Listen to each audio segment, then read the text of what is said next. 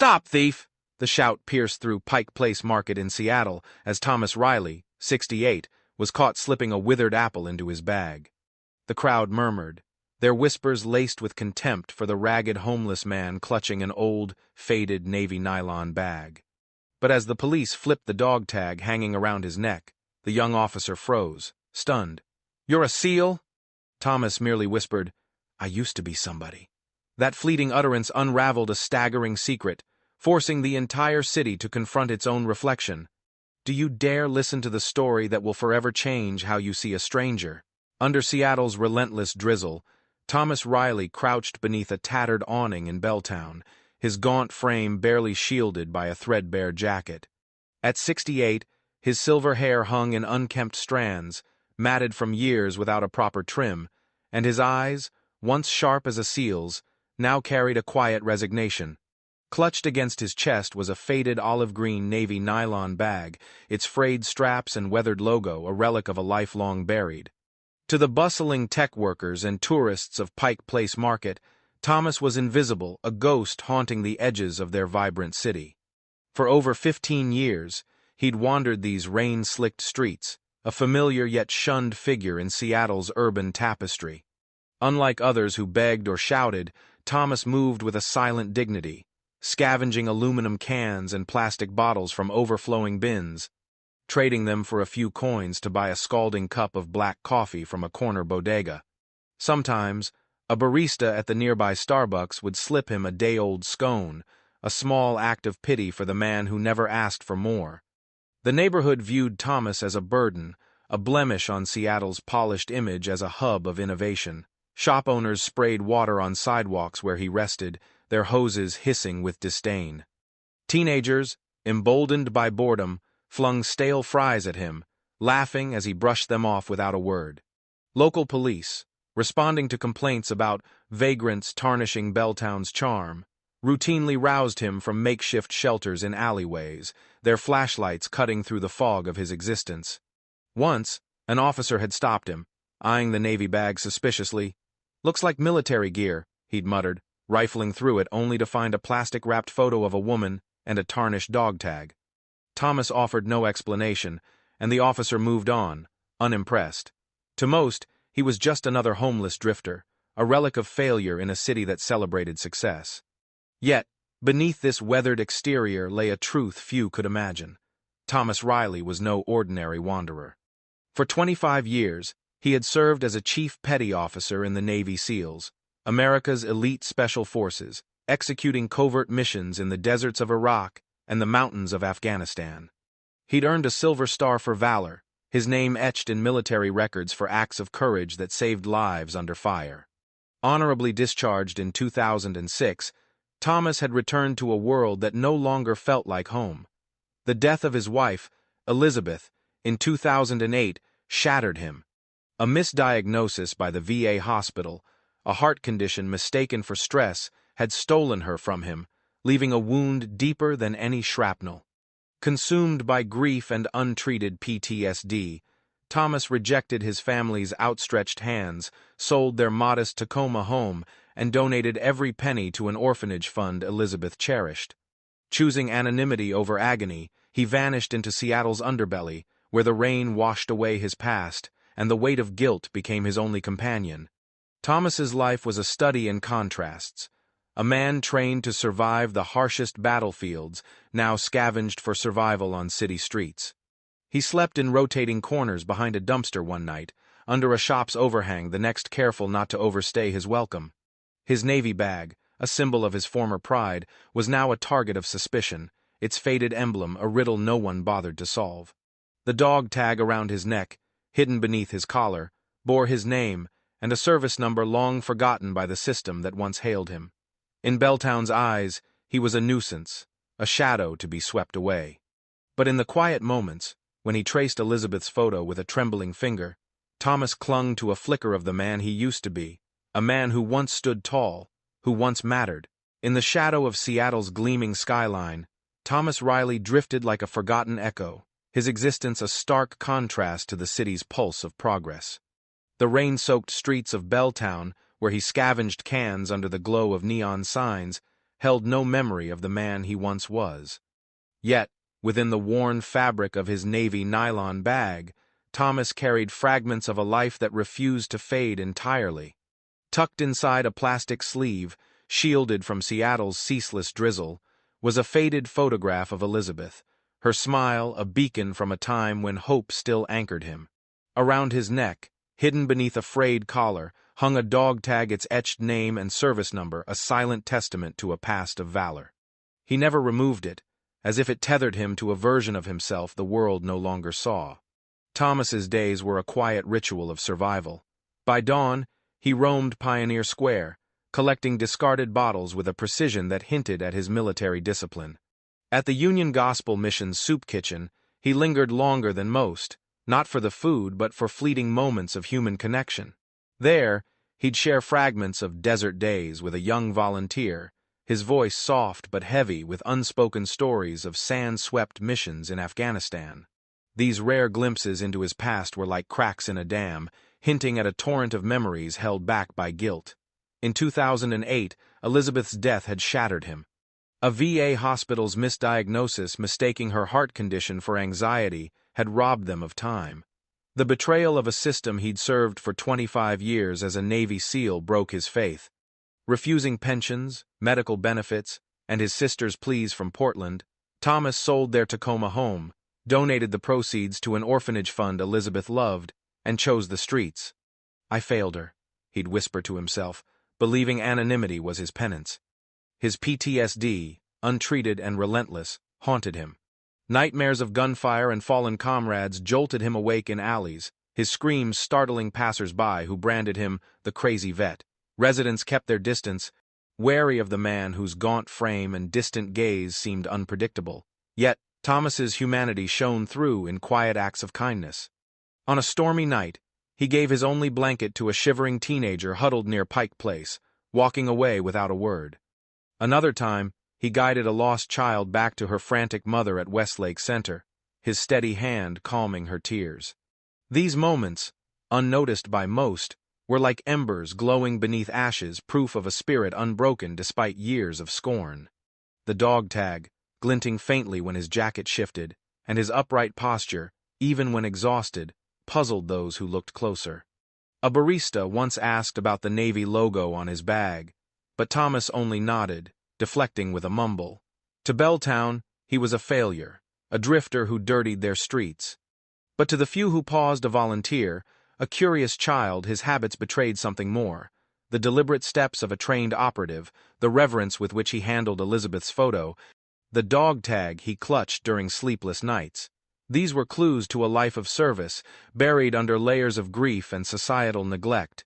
The cracks in Thomas Riley's fragile facade widened on a bleak November afternoon, as Seattle's relentless rain pounded the streets of Belltown like an unforgiving drum. Hunger gnawed at him after 4 days of empty scavenging, his body trembling under the weight of cold and despair. At O'Reilly's Corner Market, a modest shop nestled among the neighborhood's trendy cafes, Thomas lingered near the produce aisle. While the owner busied himself with another customer, Thomas's hand, calloused from years of survival, slipped a withered apple into his navy bag, a desperate act born from necessity, not malice. The newly installed security camera captured the moment in stark clarity, its unblinking eye sealing his fate. The owner, Mr. O'Reilly, a stern man hardened by years of petty thefts, spotted the bulge in Thomas's jacket and erupted in fury.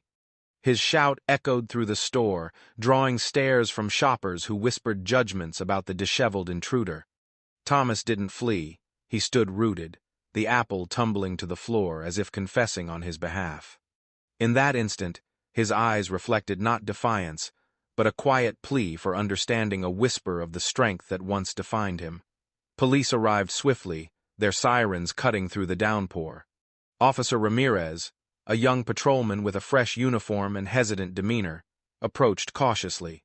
As he secured the cuffs around Thomas's thin wrists, the glint of the dog tag caught his eye, prompting a flicker of doubt. Thomas's nod was subtle, acknowledging a past service now reduced to irrelevance. At the Seattle Police Department station, Thomas was processed like any common thief, his minor history of foraging scraps noted in the ledger. A public defender met him briefly, her attention divided among a stack of cases, offering little more than procedural advice. The preliminary hearing was set for the next morning at King County Superior Court, a towering edifice of justice amid the city's fog-shrouded skyline. Dawn broke gray and unforgiving, mirroring Thomas's weary spirit as he was escorted into the courtroom. Still clad in the rumpled clothes from his arrest, he faced a sparse gallery. No family to plead his case, no witnesses to vouch for his character, only the routine hum of clerks and attorneys shuffling papers. The young prosecutor, crisp in her suit, outlined the charges with clinical precision, recommending detention due to Thomas's lack of a fixed address, a label that branded him as unreliable in the eyes of the law. Judge Alexander Hayes, renowned for his no-nonsense rulings on minor offenses, scanned the file with practiced detachment. His courtroom was a theater of swift judgments, where stories like Thomas's often faded into statistics. As Thomas stood before the bench, the judge posed the ritual question about his plea. Thomas's response was measured, admitting fault while revealing the raw truth of his hunger. A muffled chuckle from the back row pierced the air, a cruel underscore to his vulnerability. But then, the atmosphere shifted. Judge Hayes's eyes narrowed on a line in the dossier. Thomas Riley, former Chief Petty Officer, Navy SEAL, his face drained of color, fingers tightening around the gavel as if anchoring himself against a sudden storm. The room fell into an uneasy hush, the prosecutor's notes rustling like leaves in the wind. Without explanation, Hayes declared a 15-minute recess, insisting Thomas remain.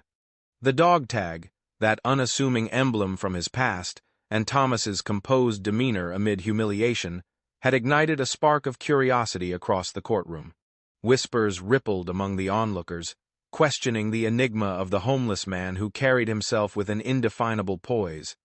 Dear audience, grab a glass of water, take a moment to relax, and keep listening to the story. The twists are still to come.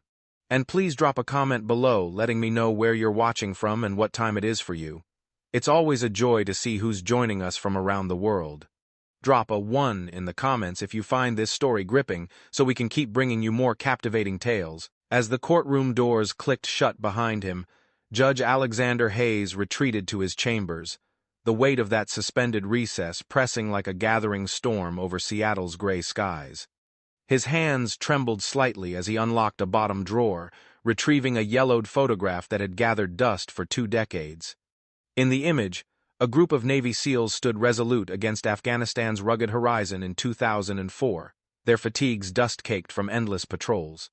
There, in the back row, was a younger Hayes, a fresh-faced lieutenant, flanked by comrades whose faces blurred with time except one, Thomas Riley, his posture unyielding, eyes fierce with the quiet resolve of a man forged in fire. The photo, a relic from a secret mission, stirred memories Hayes had long compartmentalized, pulling him into a vortex of recognition. With deliberate calm, Hayes powered up his computer, accessing the VA's secure military database, a privilege from his own service days. The screen illuminated, revealing Thomas's service record in stark detail. Thomas had been part of Operation Red Wings in Afghanistan, a harrowing campaign etched in American military lore.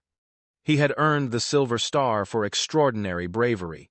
When a helicopter was downed by enemy fire, Thomas commandeered a vehicle under relentless barrage, evacuating 12 wounded teammates to safety, his actions a beacon amid chaos.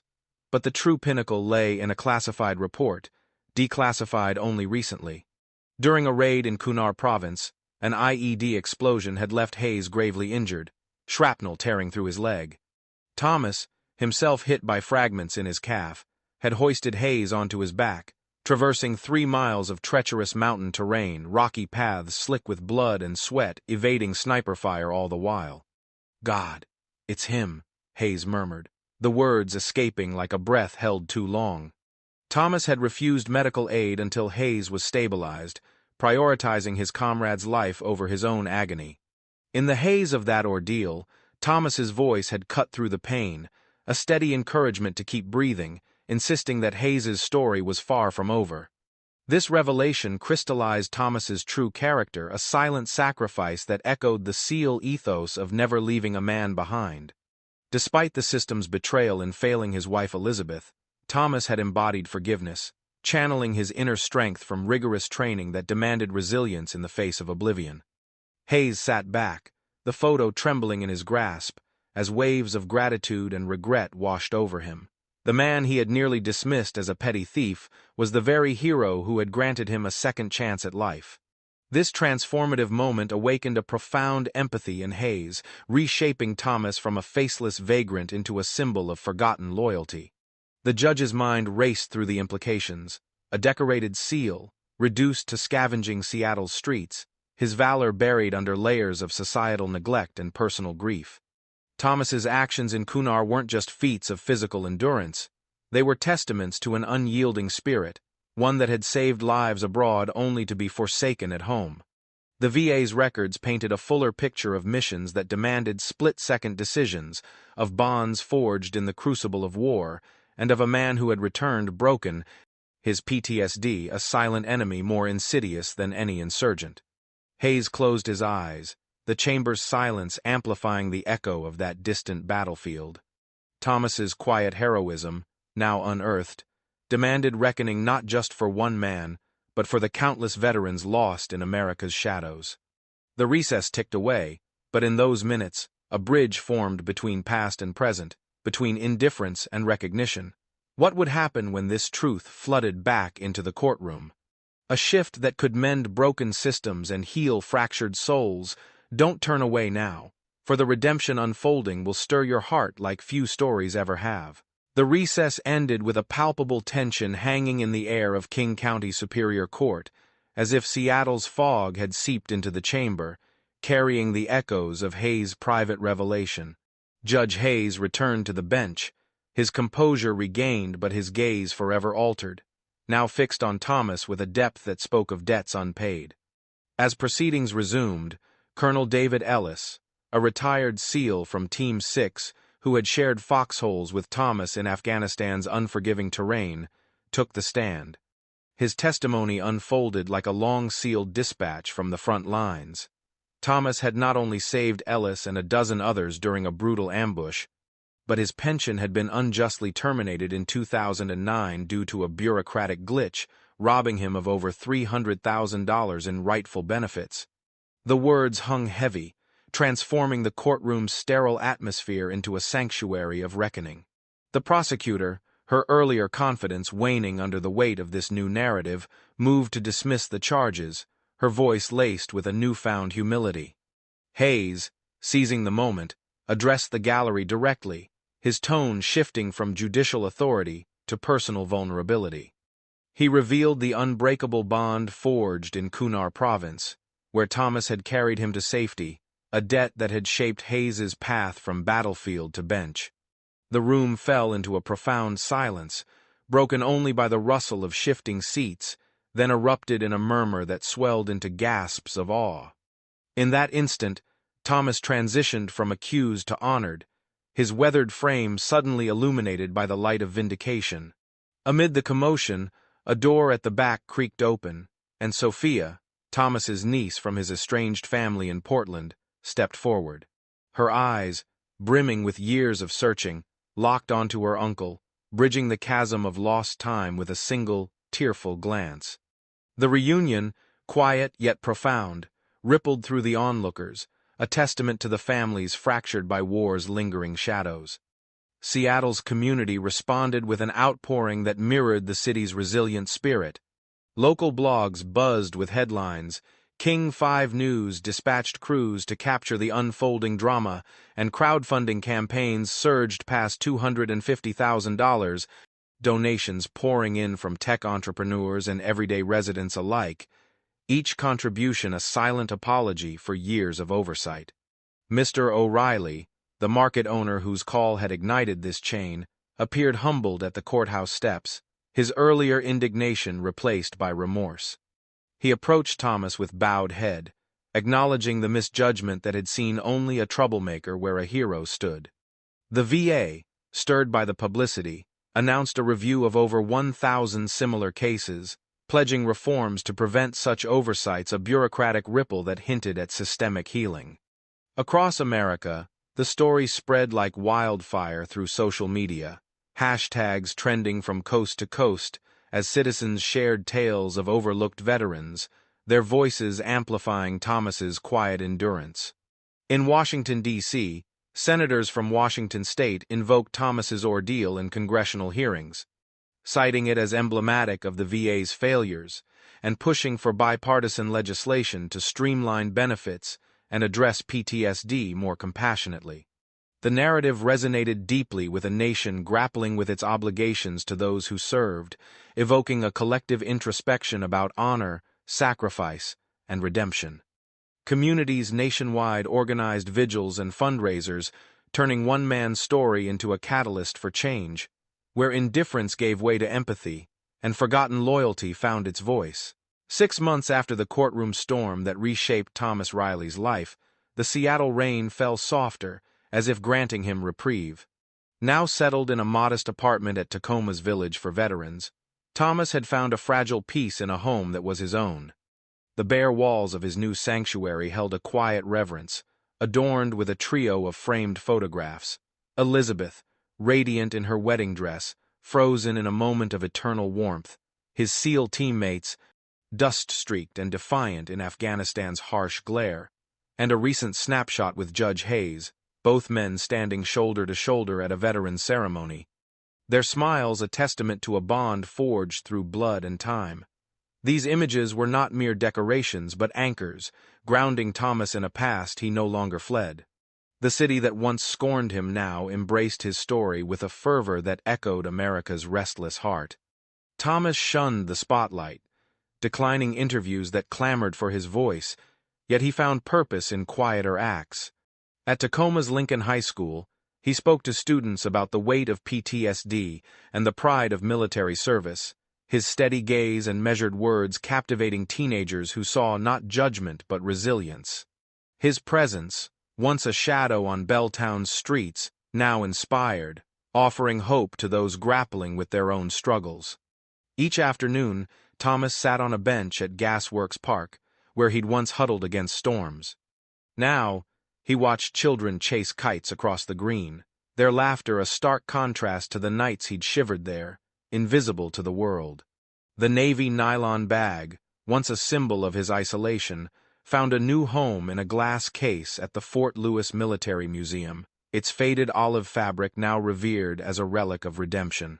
No longer a mark of shame, it stood as a beacon of rebirth, proof that even the most overlooked can rise again. Before King County Superior Court, a bronze plaque gleamed under Seattle's overcast skies, inscribed with "Justice for the Forgotten," a quiet tribute to Thomas and countless others who had slipped through society's cracks. The plaque, unveiled at a ceremony attended by veterans and city officials, bore a relief of a SEAL carrying a wounded comrade, a nod to Thomas's heroism in Kunar Province. At Joint Base Lewis McChord, on Veterans Day, Thomas stood tall in his dress uniform, the silver star and purple heart pinned proudly to his chest.